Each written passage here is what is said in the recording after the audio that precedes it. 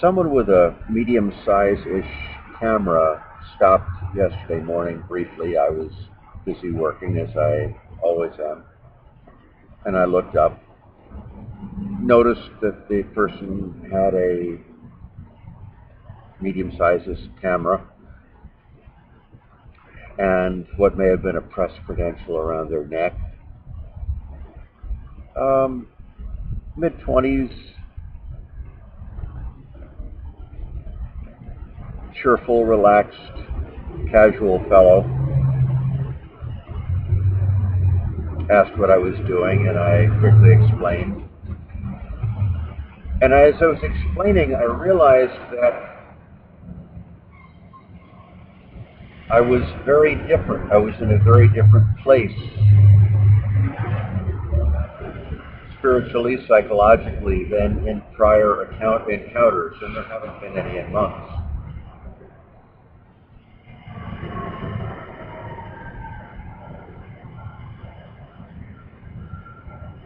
I was very much not in the mode of engaging someone from the press with the mindset of trying to make inroads if inroads should be made.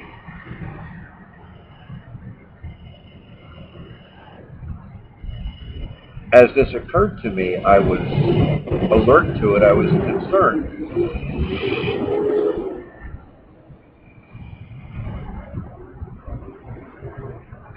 Had I lost my focus? Had I lost my intensity? Had I lost the power of whatever service I'm devoted to giving to our 204 billion children?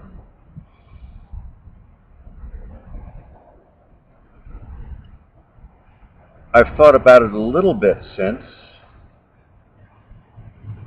I'll think about it more.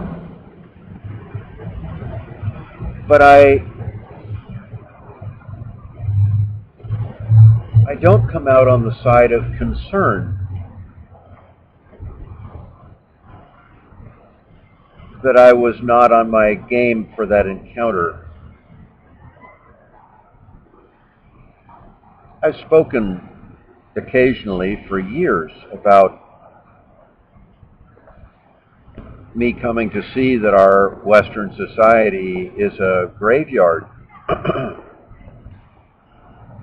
that we're walking dead people, no hearts, no life.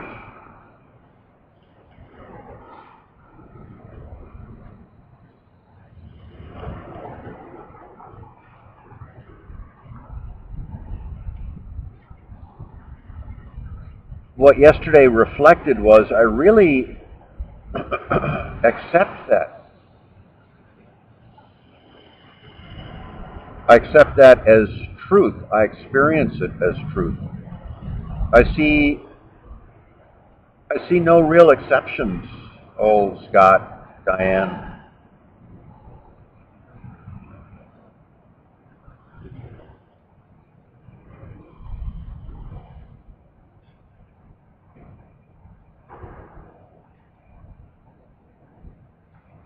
I've not given up on the war. I've not given up on averting ecocide. I've not given up on a global outbreak of unconditional loving, of universal family.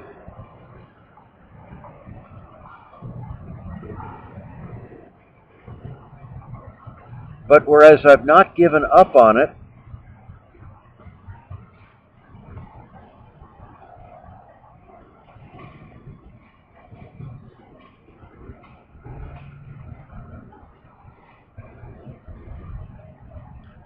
I'm not breath for breath engaged in being that ignition right now. It's part of what I try to do.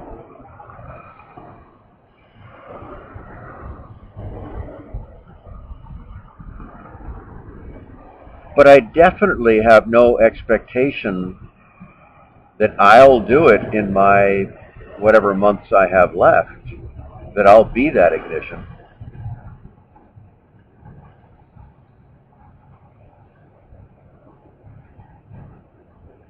And I think if the ignition is going to happen, it's going to happen after my death.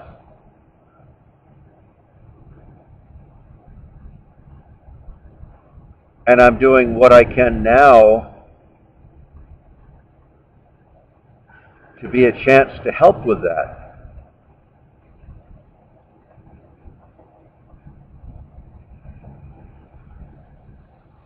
Through my conduct, through information I'm putting on the internet, through information I hope to put on the internet. But I am not fighting a battle to be that ignition in my lifetime because I have no sense that it's possible. No, I have no sense that it's going to happen or it's going to happen by me. I have no sense that I'm going to fly, flap my arms and fly.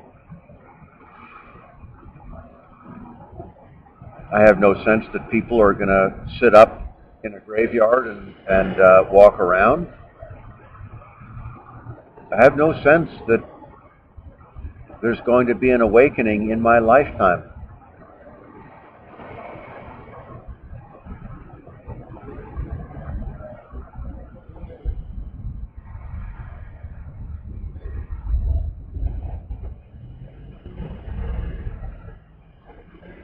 My life remains committed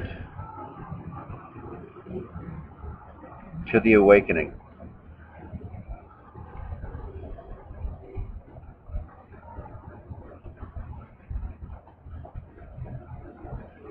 I don't think it's ever going to happen. Jesus didn't think it was ever going to happen. The gate is narrow and few will enter in. I'll bet he wanted it to happen with every fiber of his being. I want it to happen with every fiber of my being. But his words, the gate is narrow, few will enter in, would suggest that his life was dedicated to those few. Not because he didn't care about the others. They were dead and they were going to stay dead.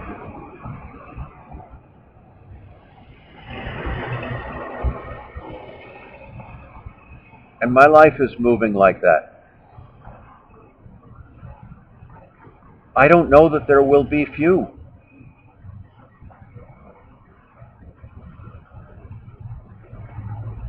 But I believe there could be. My life is dedicated to igniting those few. And oh, by the way, as in kindling a fire,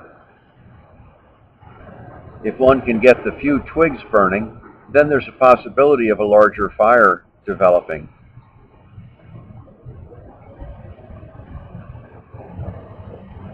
So in that sense, I remain totally dedicated to a mass ignition. But I have zero sense, as evidenced, I realize, by my reaction to that press-credentialed fellow yesterday.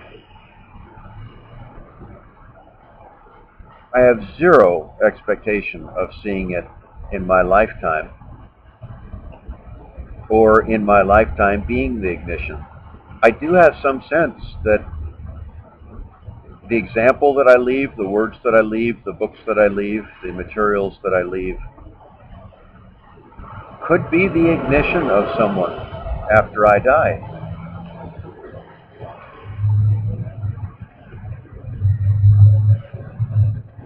I've never spent much time, I've never spent more than nanoseconds in my adulthood